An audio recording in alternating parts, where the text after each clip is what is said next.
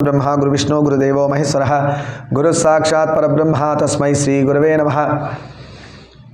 शुक्लां वरदरं विष्णुं शशिवर्णं चतुर्भुजं प्रसन्नवदनं ध्यायेत् सर्वविघ्नोपशान्तये। ज्ञानानन्दमयं देवं निर्मलं स्फटिकाकृतिम् आधारं सर्वविद्यानां हयग्रीवम् उपास्महे। सर्वमङ्गलमाङ्गल्ये शिवे सर्वार्थसाधिके शरण्ये त्र्यम्बके देवी नारायणि नमोस्तुते।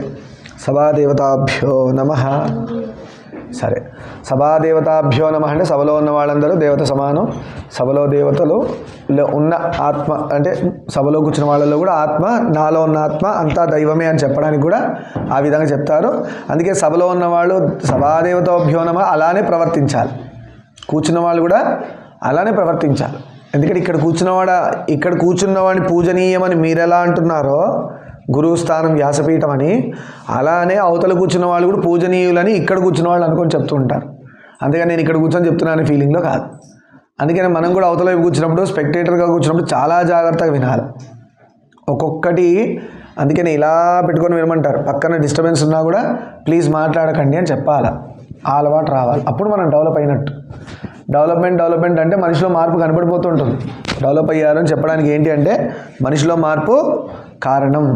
అంతకుముందు దరిద్రుడై ఉండొచ్చు, కానీ వాడు లైఫ్ స్టైల్ మార్చాడు, ఇంకా కూడా తప్పులు అవుతున్నాయి. మళ్ళీ మార్చాడు, ఇంకా తప్పులు అవుతున్నాయి. మార్చాడు ఆఖరికి మెల్లమెల్ల తప్పులు 100 ఉంటే 50 అవ్వాలి, 50 నుంచి 10కి రావాలి, 10 నుంచి 1 రావాలి, తర్వాత అది కూడా మాయమైపోవాలి. ఇది డెవలప్మెంట్ అంటే. ఆ ప్రయత్నం చేసేవాడికి, భగవంతుడిని పట్టుకున్నవాడికి ఏదో రోజు ఆ తప్పులు తగ్గి ఒకటై శూన్యమై ఆయనే మోక్షంలోకి వెళ్ళిపోతాడు. అలాంటి గురువు ఉండగానే మనం చక్కదిద్దుకోవాలి. ఏంటి అంటే జ్ఞాన పరంపరలో అంటే ఈ సాధన చేసే దానిలో ప్రయాణించాలి. దానిలో భాగంగానే మనం భగవద్గీత, హనుమాన్ చాలీసా, రామాయణం 3 స్ట్రాంగ్ సబ్జెక్ట్స్ పట్టుకొని పోతున్నాం. భగవద్గీత టైం పడుతుంది, హనుమాన్ చాలీసా అయిపోతే ఇంకో శ్లోకానికి వెళ్దాం. ఈ మధ్యలో రామాయణం కూడా ఫిలప్ చేస్తూ ఇంకో పురాణంలోకి షిఫ్ట్ అవుదాం మనం. భాగవతం ఎప్పుడు పెండింగ్ సగంలో అయిపోయింది, ఆ భాగవతం కంటిన్యూ చేద్దాం. అర్థమవుతుంది కదా? సరే, ఈ రోజు రామాయణం కంటిన్యూ. నది మధ్యలో నావ సాగుతుంది. గుహుణ్ణి ఆదేశించాడు కదా, సుమంత్రుని గుహుణ్ణి వెళ్ళమని రాముల వారు చెప్పారు. పడవ ఎక్కారు. నది మధ్యలో నావ సాగుతుంది. సీతమ్మ గంగను ప్రార్థించింది. సీతమ్మనే జగన్మాత, మహాలక్ష్మి స్వరూపం. ఆమె అయోనిజ, తల్లి గర్భంలోంచి పుట్టలేదు. భూమికి తగలంగానే అందులోంచి ఉద్భవించింది అమ్మవారు. తనకు తానుగా బయటకు వచ్చి నా పేరు సీత అని చెప్పుకుంటాను. అమ్మవారు తన పేరు తనే పెట్టేసుకుంది. అలా జనక మహారాజుకు దొరికారు అమ్మవారు. అర్థమవుతుందా? రాముడన్నా పుట్టాడు గర్భస్థం నుంచి, గర్భస్థ నరకం అనుభవించి. కానీ పాప ఆయన దేవుడు ఆయనకి ఎందుకు అనుభవించాలా? మన కోసం పాప ఆయన అనుభవించాడు. సరే, సీత గంగను ప్రార్థించింది. ఎందుకు? సీతమ్మ గంగ ఇద్దరు ఒకటే కదా, వేరు కాదు కదా. కానీ మానవకాంత చూడండి, గ్రేట్నెస్ సీతమ్మది. సీతమ్మ దైవకాంత, ఎందుకంటే మనిషిలా పుట్టలేదు ఆవిడ. దైవకాంత, మానవకాంత కాదు. కానీ ప్రవర్తించిన తీరు మానవకాంతలా నడుస్తుంది. ఇది ఎలా ఉంటుందంటే, మీరు topper, school topper, highest marks పేపర్లో పడ్డది, కానీ మీరు ఫెయిల్ అయిన స్టూడెంట్లా ప్రవర్తించడం కుదురుతుందా? అంత డిప్రెస్డ్గా అన్ని సబ్జెక్ట్స్ ఫెయిల్ అయిన వాళ్ళలాగా ఉండాలి. వీలవుతుందా? సీతమ్మది చేసింది. తను దైవకాంతనని తెలిసి కూడా మానవ స్త్రీలాగా బ్రతికింది. ఒక రావణాసుడు పట్టుకెళ్తే 2 నిమిషాలు పట్టదా ఆమెకి బూడిద చేసి పడేయడానికి పక్కన. చేసిందా? ఒక మానవ స్త్రీ ఓర్చుకున్నట్టు ఓర్చుకుంది. అంటే మీకు డౌట్ రావచ్చు, అదేంటండి అంటే రాముడు మానవుడు, విష్ణుమూర్తి రాముడు మానవుడుగా వచ్చున్నాడు క్షత్రియ ధర్మంలో, అవునా? ఆయన ధర్మచారిని ఎలా ఉండాలి? మానవకాంతగానే ప్రవర్తించాలి. ఆమెకి ఎన్ని శక్తులు ఉన్నా కూడా నా భర్త వచ్చి నన్ను కాపాడాలి, అది ఆయనకు ధర్మం.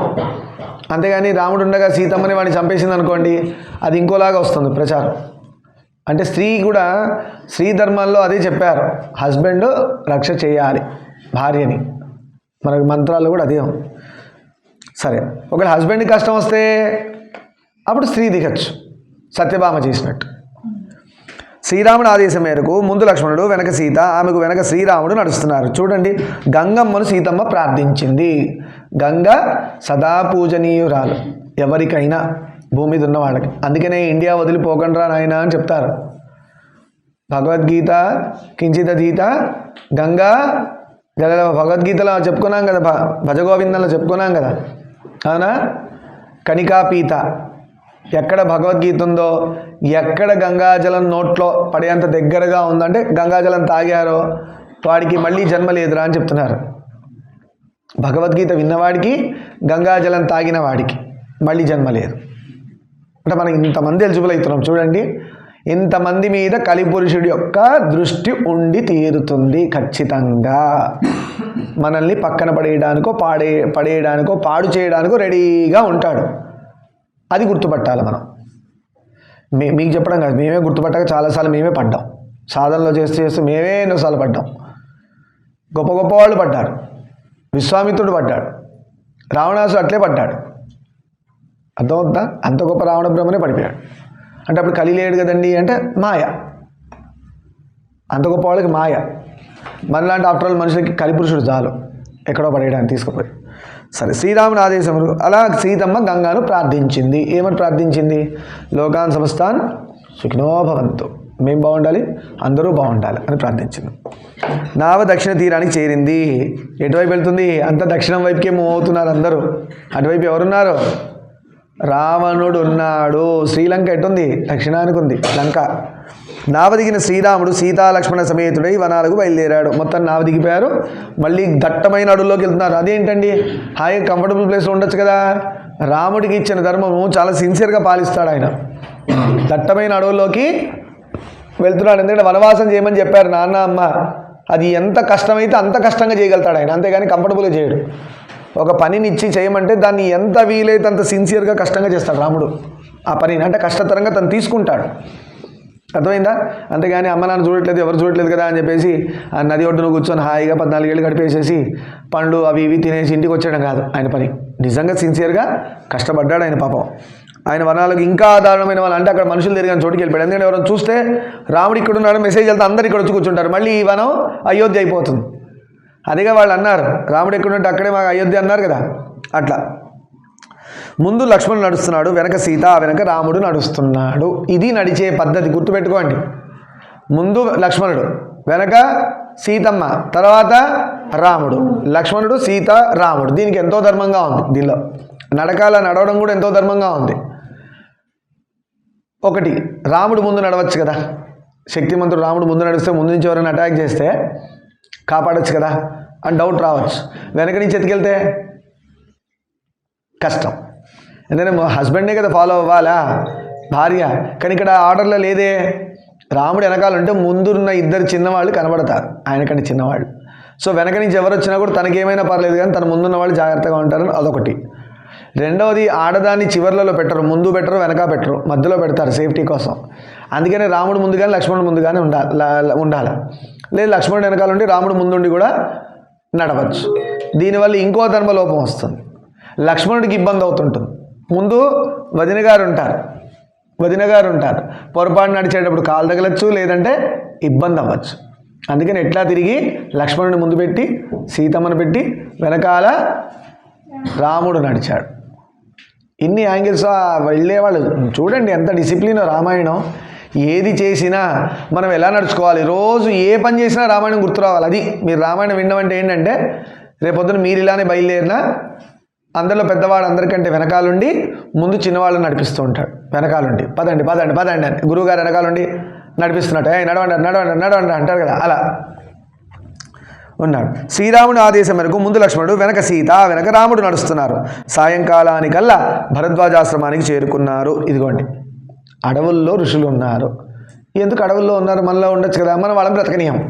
ఏమండి జాతకరీతే నాకు చావు ఎప్పుడు ఉందండి, ఆ చావును ఎప్పుడు తప్పించుకోవాలండి, నా కారు ఎప్పుడు వస్తుందండి, బండి ఎప్పుడు వస్తుందండి, నా పిల్లలు ఎప్పుడు పుడతారండి, ఆ పిల్లలు పుట్టాక వాడు చదువు వస్తుందా రాదండి, మళ్ళీ వాడికి పెళ్ళి ఎప్పుడు అవుతుందండి, వాడికి ఉద్యోగం, ఇన్ని ఉన్నాయి నా మైండ్లో. అందుకే వాళ్ళు ఇక్కడ ఉండరు.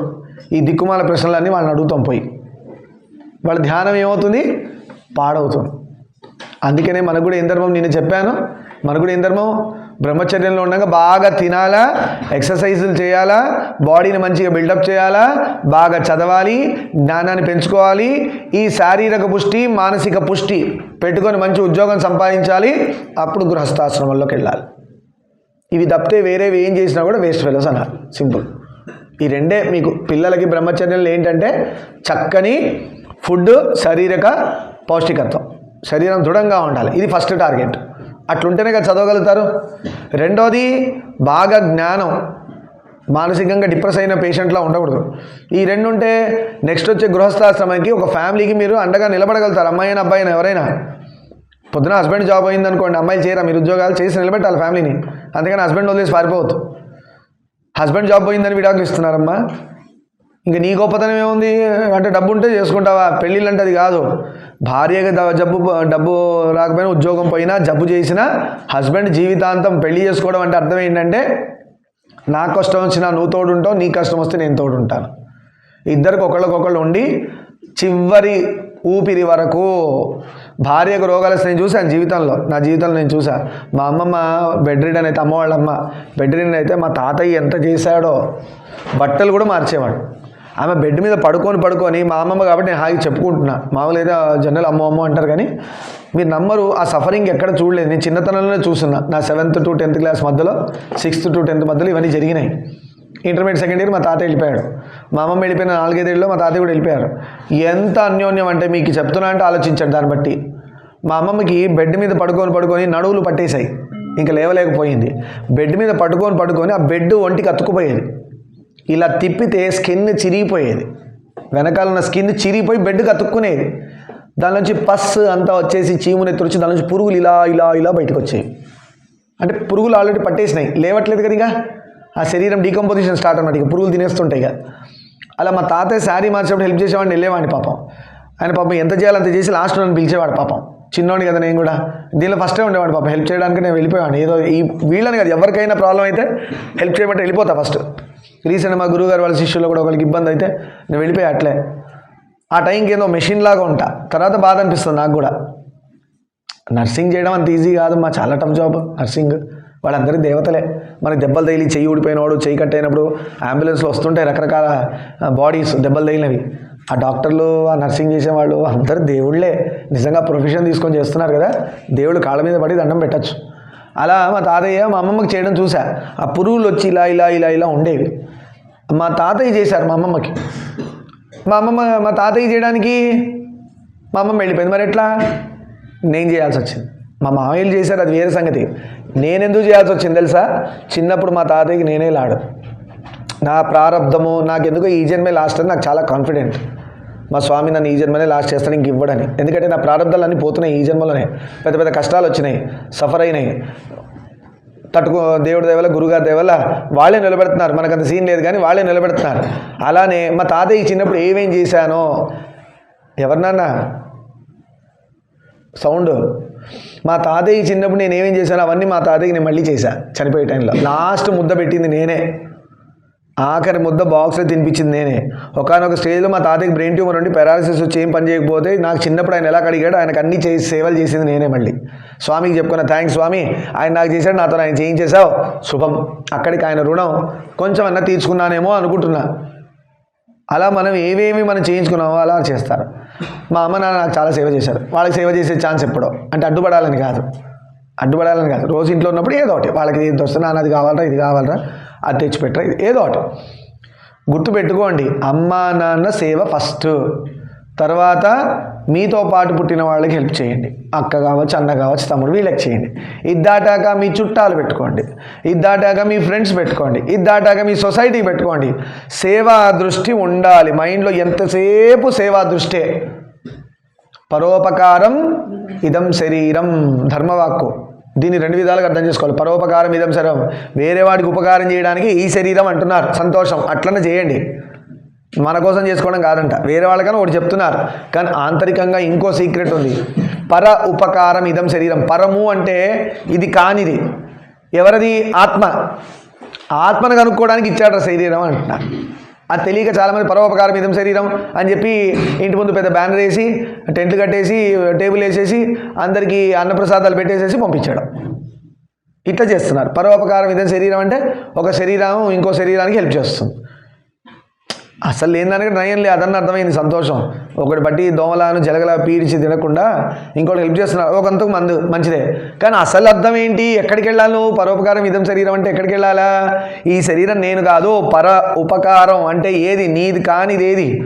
ఆత్మ. శరీరం నీది కాదు. ఏది నీది? నువ్వు అది ఆత్మ, అది పరము. పర ఉపకారం శరీరం కాని దానికి చేసుకో అని. అంటే నువ్వు ఏదైతే శరీరం అంటో అది కానిది ఒకటి ఉంది, దాన్ని పట్టుకోరా నాయన, అందుకోసం ఇచ్చాడు ఈ శరీరం అని చెప్తున్నారు.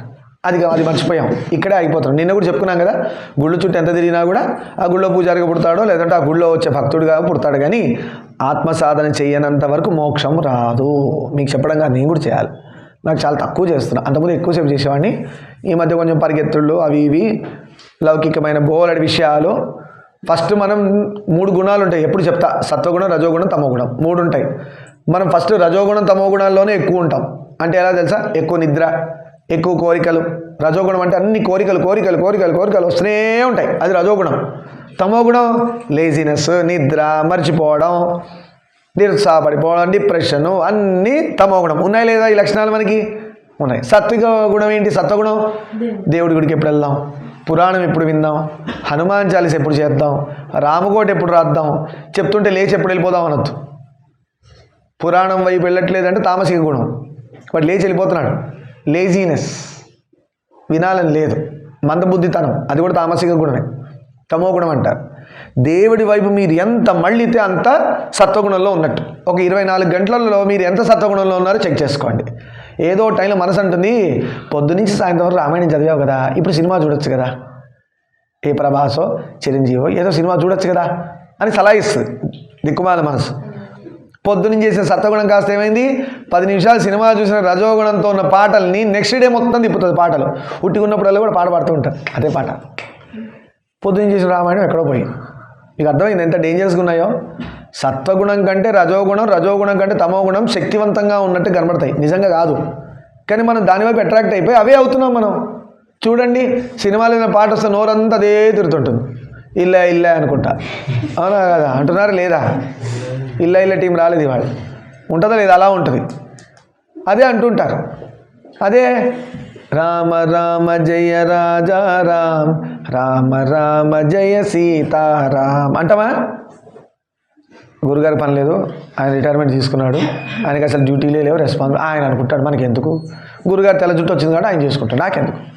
తెల్ల జుట్టు అందరికీ వస్తుంది, ప్రాణం అందరికీ పోతుంది. మీరు ఇంకా అదృష్టవంతులు, ముందే చెప్పేవాళ్ళు ఉన్నారు కాబట్టి చేసేసుకోండి. నల్ల జుట్టు ఉండగానే చేసేసుకోండి. తెల్ల జుట్టు టైంకి ఇంకా బాగా పండుతారు. అంటే రామనామం చేస్తే తెల్ల జుట్టు తొందరగా వస్తుందని కాదు నా ఉద్దేశం. పండడం అంటే జ్ఞానంలో పండడం. పండితే గుర్తుపెట్టుకోండి, మీ డెసిషన్స్ ప్యూర్గా ఉంటాయి, కష్టాలు రావు ఇంకా మీ దగ్గరికి. దేవుణ్ణి పట్టుకోవడం వల్ల ఫస్ట్ ప్రయోజనం, కష్టాలు మీ దగ్గరికి రావు. అందుకు కారణం మనం తీసుకునే సంకల్పాలు, మనం చేసే పనులు ధర్మంగా ఉంటాయి. ధర్మంగా ఉంటే ఏమవుతుంది, మన దగ్గరికి ఏవి రావు, కష్టాలే రావు, చాలా సంతోషంగా ఉండగలుగుతాం. అర్థమవుతుందా? అందుకు సరే ఇటు వచ్చేద్దాం. అలా గంగను ప్రార్థించాలి. మీరు కూడా కాశీకి వెళ్ళండి, గంగా స్నానం చేయండి, గంగలో నీళ్లు తాగండి. చూడ్డానికి గంగ నీళ్ళు అయ్యో ఇట్లున్నాయేంటి అట్లున్నాయేంటి, దానిలో శవాలు ముంచుతారంట, శవాలు తేలుతాయంట, బూడిదలు పడేస్తారంట, ఇదంతా విని ఇట్టించి వదిలేయాలి, నీళ్ళు తీసుకొని తాగాలి. అర్థమైందా? అంతే. మీకు డౌట్ ఉంటే పైన నీళ్ళు ఇట్లా, ఎప్పుడైనా నదిలో కానీ ఇక్కడ నీళ్ళు తాగితే ఇట్లా పైనుంచి, నది కానీ సముద్రం కానీ, సముద్రంలో ఉప్పుకుంటే తాగరు, నదిలో నీళ్ళు తాగేటప్పుడు పైన లేని ఇట్లా జరిపి 3 సార్లు అప్పుడు ఇలా తీసుకొని తాగాలి. పైన డస్ట్ సెటిల్ అవ్వచ్చు, అది న్యాయంగా కూడా 3 సార్లు ఇలా జరిపి తాగాలి నీళ్ళు. అన్నిట్లో కాదు, గంగలో తాగొచ్చు. మిగతావి చల్లుకోండి, మిగతావి చల్లుకోండి అమ్మా. తుంగాపానం, శృంగేరిలో తుంగ ఉంది, గంగా స్నానం తుంగాపానం అన్నారు. తుంగభద్రలో తుంగ శృంగేరిలో పుట్టింది. ఆ నీళ్ళల్లో ఫుల్ చేపలు ఉంటాయి. మనకి తాగాలంటే అబ్బో చేపలు ఉన్నాయి కదా, ఇన్ని వాటి ఎంగిలే కదా, నీళ్ళు తాగి వదులుతుంటాయి కదా, ఇట్లా ఏదో ఫీలింగ్ వస్తాయి. ఆ నీళ్ళు తాగండి, ఎంత తీయగా ఉంటాయో, చక్కెర నీళ్ళలా ఉంటాయి. శృంగేరి ఎప్పుడైనా మనం పోయినప్పుడు మీరు వద్దురు కానీ, లేదంటే మీరు వెళ్ళినప్పుడు చూడండి, తుంగా నీళ్ళు ఖచ్చితంగా తాగండి. దానిలో కూడా పురాణాలు చెప్పారు, గంగా స్నానం తుంగాపానం చాలా ఇంపార్టెంట్ అని చెప్పారు. సరే, శ్రీరాముడు నడుస్తున్నాడు ఇలా. మొత్తానికి ఇది గంగా యమున సంగమ ప్రదేశంలో ఉంది. ఈ భరద్వాజాశ్రమంలో గంగా యమున 2 కలిసి వచ్చే చోట ఋషి ఆశ్రమం కట్టుకున్నారు. అక్కడ ఆయన కట్టుకోవడం అంటే మళ్ళీ ఇల్లు కట్టుకోవడం కాదు, తడికెలు అవన్నీ వేసి తెలుసు కదా, పూరి గుడిసెలా కట్టుకుంటారు. ముని వాళ్లకు అతిథి సత్కారాలు చేశాడు. భరద్వాజ ముని ఎదురెళ్ళి అతిథి దేవో భవ, అది అభ్యాగతి దేవో భవ అని చెప్పాలి. అతిథి అని చెప్పొచ్చేవాడు. రాముల వారు చెప్పొచ్చారా? లేదు. అభ్యాగతి సాక్షాత్తు విష్ణువు. అతిథి అంటే నేను వస్తున్నానండి రేపు మీ ఇంటికి అంటాడు, అది అతిథి. ఆయన కూడా ఎలగొట్టమని కాదు, ఆయన కూడా ఎవరైనా విష్ణు స్వరూపులని చేయండి. కానీ ఇంకా పర్టికులర్గా చెప్పాలంటే అభ్యాగతి సాక్షాత్తు విష్ణువు, చెప్పకుండా వస్తాడు విష్ణువు చుట్టం రూపంలో. మా మామయ్యనండి అంటే అప్పటికి మీ మామయ్య ఉండొచ్చు, కానీ చెప్పకుండా మీ ఇంటికి వచ్చాయంటే ఆయన విష్ణువు అని అర్థం చేసుకొని చేయాలి. ఆయన ఎంత సంతోషపడితే మా విష్ణుమూర్తి మీ మామయ్య ఎంత సంతోషపడితే విష్ణు అంత సంతోషపడతాడు. అలా గుర్తుపెట్టుకోండి. వనవాస కాలానికి ఆ ప్రాంతంలోనే గడపమని కోరాడు. భరద్వాజ ముని అన్నాడు, అమ్మో 14 ఏళ్ళ ఇక్కడే ఉండండి, నేనున్నా కాబట్టి మీకు కూడా సేఫ్టీ. ఘోరారణ్యంలో రాక్షసులు ఉంటారు, అమ్మవారు కూడా ఉన్నారు, ఇబ్బంది పడతారు, చిన్నవాడు లక్ష్మణుడు ఉన్నాడు, మీరు ఒక్కరే అలా తట్టుకోవడం కష్టమండి, ఇక్కడే ఉండిపోమని అన్నాడు. నిజంగా మంచి ఆఫర్ కదా. అక్కడే ఉంటే ఋషి ఏముంది, తపస్సు చేసుకుంటాడు, రాక్షసులు అంటే బూడిద అయిపోయి పడిపోతారు, అగస్త్య మాముని చేసినట్టు. అవునా కాదా? కానీ రాముడు ఒప్పుకుంటాడా? రాముడు ధర్మాత్ముడు, ఆయన కోరిగా తీసుకుంటున్నాడు, పాపం కోరాడు. కానీ రాముడు సుత్తిమెత్తగా కుదరదండి, మేము వెళ్ళాలి, ఎందుకంటే మేము మాట తల్లిదండ్రులకి ఇచ్చాడు. ఆయన సిన్సియారిటీ చూడండి, ఎవరు చూడట్లేదు కానీ దిక్కుమాల పని చేయడు ఆయన. ఎవరు చూసినా చూడకపోయినా ఆయన మనసు చూస్తుంది, ఆయనలో ఉన్న దేవుడు అబ్జర్వ్ చేస్తున్నాడని ఆయన నమ్ముతాడు. అలా ఉంటే రాముడే అవుతాడు. నాలో ఉన్న మనస్సాక్షి అన్నాడు. మనస్సాక్షి అంటే దేవుడు, అంతా దేవుడే, మనసు దేవుడే, బుద్ధి దేవుడే, ఆత్మ దేవుడే, నీలో ఉన్న ప్రతి అంతా దేవుడే అని నువ్వు ఫీల్ అయినప్పుడు కదా బాగుండేది. ఆ ఫీలింగే రాలేదు మనకి, పాటల్లో ఫీలింగ్ వచ్చింది కానీ జనులకు. కానీ రాముడు మెత్తగా తిరస్కరించాడు. జనులకు అందుబాటులో ఉండని, చూడండి ఎలా అడుగుతున్నాడు, జనులకు అందుబాటులో, ఏ మనుషులు రానిది, ఆశ్రమవాసానికి తగినైనది. ఆశ్రమంగా మేము అక్కడ సాధన చేసుకోవాలన్నా జపం చేసుకోవాలన్నా ఎవ్వరికి మా వల్ల డిస్టర్బెన్స్ లేకుండా ఉండే ప్రాంతాన్ని అలాంటిది ఏమంటే చెప్పమని శ్రీరాముడు భరద్వాజ మునిని కోరాడు. ఎందుకు అడిగాడు? వీళ్ళు అడవుల్లో తిరుగుతుంటారు కాబట్టి మీకు బాగా తెలిసిన ప్లేస్ అని. 10 కోసల దూరంలో చిత్రకూటం అనే ప్లేస్ ఉందని చెప్పారు. భరద్వాజ ముని ఏం చేశారు, ఇక్కడి నుంచి 10 కోసల దూరం చిత్రకూటం వెళ్ళమండి. అంటే భరద్వాజ మునికి తెలుసు రావణాసుడు ఎట్టున్నాడు, వాళ్ళకి ఫ్యూచర్ తెలుసు కదా ఋషులందరికీ. వాళ్ళు అటువైపే పంపిస్తున్నారు, రావణుడు ఎట్టున్నాడో అపహరణ వైపుకే పంపిస్తారు, తప్పదు మరి. ఎందుకంటే రాముడు కారణ జన్ముడు. ఎందుకు పుట్టాడు? రావణాసుడు చంపడానికి పుట్టాడు. మరి ఆ పని నెరవేరాలంటే అటేగా పంపించాలి. చెన్నై పోవాలంటే వాడు ముంబై ట్రైన్ ఎక్కిస్తే ఇట్లా ఇంకెటో పోతాడు, సౌత్ పోవాల్సి వెస్ట్ పోతాడు. అందుకే రాముల వారిని రావణాసుడు ఎటువైపు ఉన్నాడో ఆ దిక్కుకే పంపించారు, చిత్రకూటం వైపుకి పంపించారు. మహర్షుల నివాస స్థానమైన అదే తగిన చోటని భరద్వాజుడు అన్నాడు. మహర్షులందరూ అక్కడ ఉంటారు, అది మీకు సేఫెస్ట్ ప్లేస్ అండి, అక్కడ కూడా ఋషులు చాలామంది ఉన్నారు, అక్కడికి వెళ్ళి ఉండండి అన్నారు. ఈయన మహర్షి సూచనలు అనుసరించి యమునా నదిని దాటి, అదిగోండి యమునా నది దాటారు. యమున ఎక్కడ? యమున ఎవరికి సంబంధం? కావేరి, చెన్నై. కృష్ణుడు ఎక్కడ? ఏ ప్లేస్లు ఇవన్నీ? ద్వారకా. యముడి యొక్క చెల్లెలు యమున, గుర్తుపెట్టుకోండి, యముడి యొక్క చెల్లెలు యమున. దాటి చిత్రకూటం చేరుకున్నారు సీతారామ లక్ష్మణులు. అన్న ఆదేశం ప్రకారం అక్కడే నేరేడు కర్రలతో కుటీరాన్ని నిర్మించాడు లక్ష్మణుడు. చూసారా, లక్ష్మణుడి కన్స్ట్రక్షన్ బాగా తెలుసు. నేరేడు కర్రలు కొట్టుకొచ్చి ఇల్లు కట్టాడు. దీనిలో మీ డౌట్ రావచ్చు, లక్ష్మణుడు డీఫారెస్టేషన్ చేశాడా? చేయడు ఆయన డీఫారెస్టేషన్ చేయడు. అది ఎండిపోయిన చెట్ల కర్రల్ని తీసుకొస్తాడు, దానిలో ప్రాణం లేని దాన్ని. లేదు నాన్న ఒక్క నిమిషం, ఇది ఎందుకు చెప్పానంటే కొంతమంది అన్నారు, మీ రామాయణంలో హనుమంతుడు సుందరాకాండలో చెట్లు విరిచేశాడు, డీఫారెస్టేషన్ చేశాడు, మీ దేవుడు చెట్లను చంపాడు అని మాట్లాడే మూర్ఖులు కూడా ఉన్నారు. అందుకని చెప్పాల్సి వస్తుంది. వాళ్ళు డీఫారెస్టేషన్ చేయరు, వాళ్ళు ఓన్లీ పాజిటివ్ ఎఫారెస్టేషనే. వాళ్ళు హనుమంతుడు విరగొట్టిన చెట్లు కూడా పడిపోయినవి, కొమ్మలు విరిచి కొట్లాడతారు, చెట్టును పీకి వేశాడని ఇమేజెస్ చూపిస్తారు. అలాంటి ఇమేజెస్ అన్నీ కూడా ఎండిపోయిన చెట్టు, ఇంకెవరికి పనికిరాని చెట్లుగా, గాలి కూడా రాదు, అది ఊడి కింద పడిపోయిన చెట్టు అని అర్థం. అలాంటి వాటితో చేశాడు. కానీ పచ్చగా పండ్లున్నవి, పూలున్నవి ఇలాంటివి విరచకూడదని హనుమంతుల వారికి తెలియదా ధర్మం? హనుమంతుడు తెలీదా? మరి జ్ఞాన సముద్రుడు ఆయన హనుమంతుడు, ఆయన తెలియకుండా ఎలా ఉంటుంది? సరే, అన్న ఆదేశం ప్రకారం మొత్తానికి నేరేడు కర్రలతో ఆయన నిర్మించారు. అది కూడా ఎఫారెస్టేషన్, నాట్ డిఫారెస్టేషన్. ఈ విషయాన్నంతా గూఢాచారాల ద్వారా గురువుడు తెలుసుకున్నాడు. గురువు చూడండి, రామభక్తుడు. రాముడు అడవిలో వెళ్తున్నా, ఈయన ప్రాణం, మీకు ఇష్టమైన వాళ్ళు వెళ్తున్నాను అనుకోండి, మీకు ఎలా ఉంటుంది? ఎక్కడున్నావే, ఇంకా వెళ్ళావలేదా, ఇంకెక్కడున్నావు, ఇంకేంతసేపటికి వెళ్తావు, 100 ఫోన్లు చేస్తారు మీకు ఇష్టమైన వాళ్ళు ఎవరైనా వెళ్తుంటే. అవునా కదా? ఎప్పుడు వస్తావు? వచ్చేది అనుకో, ఎప్పుడు వస్తావు, ఇంకెక్కడున్నావు, ఎప్పుడు వస్తావు, ఇంకెక్కడున్నావు, ఎప్పుడు వస్తావు, ఎలా వస్తున్నావు, అంతా సేఫేనా? 100 క్వశ్చన్లు అడుగుతారా లేదా? గుహుడు కూడా రాముడు వెళ్తున్న ద్వారా ఆ దారిలో చెప్పకుండా గూఢాచారులను పంపించాడు. రాముల వారికి తెలియదు ఆ సంగతి. ఎక్కడ రాముడు ఉన్నాడో ఆ చుట్టుపక్కల సెక్యూరిటీ పెట్టేశాడు. ఎవ్వరు అటు రాముడి వైపు రాక్షసులు రావద్దు, ఎవ్వరు యుద్ధానికి రావద్దు. ఎందుకంటే రాముడు వీరుడు, ధీరుడు.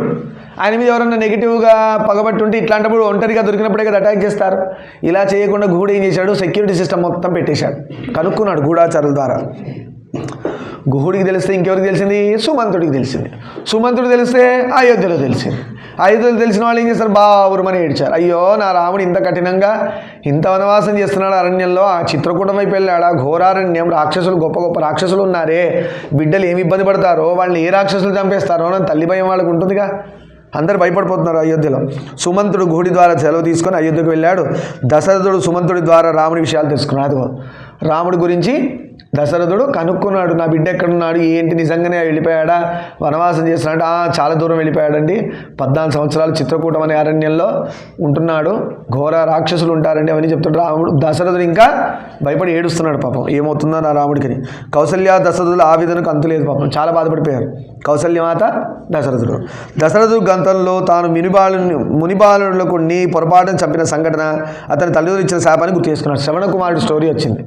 శ్రవణ కుమారుడు ఎంత గొప్పవాడంటే తన తల్లిదండ్రులు సేవ ఎలా చేశాడంటే, ఇద్దరు కళ్ళు లేవు తల్లిదండ్రులకి, కావడిలో మోసుకొని ఎక్కడికి వెళ్తే అక్కడ తిప్పాడు ఆయన పెద్ద స్టోరీ ఉంది, అది ఎప్పుడని చెప్పుకుందాం శ్రవణ కుమారుది. ఆయన వెళ్ళి మామూలుగా ఉద్యోగం చేసుకోవచ్చు కదా, లేదంటే ఏదైనా వ్యాపారానికి వెళ్ళొచ్చు కదా, ఆయన నాతోనే ఉంటే నీకు ఏమొస్తుంది అని తల్లిదండ్రులు చెప్పినా కూడా, లేదమ్మా మీకు మించిన సేవ ఇంకోటి ఉందా అని చెప్పినవాడు. అలానే ఈ దశరథ మహారాజుకు కూడా చెప్పారండి, శ్రవణ కుమారుడు చూడు ఏ విధంగా సేవ చేస్తున్నాడు, నువ్వు ధర్మాత్ముడు అనుకుంటున్నావు, శ్రవణ కుమారుడు చూడు ఎలా ఉన్నాడు అని చెప్పిన స్టోరీ కూడా ఉంది.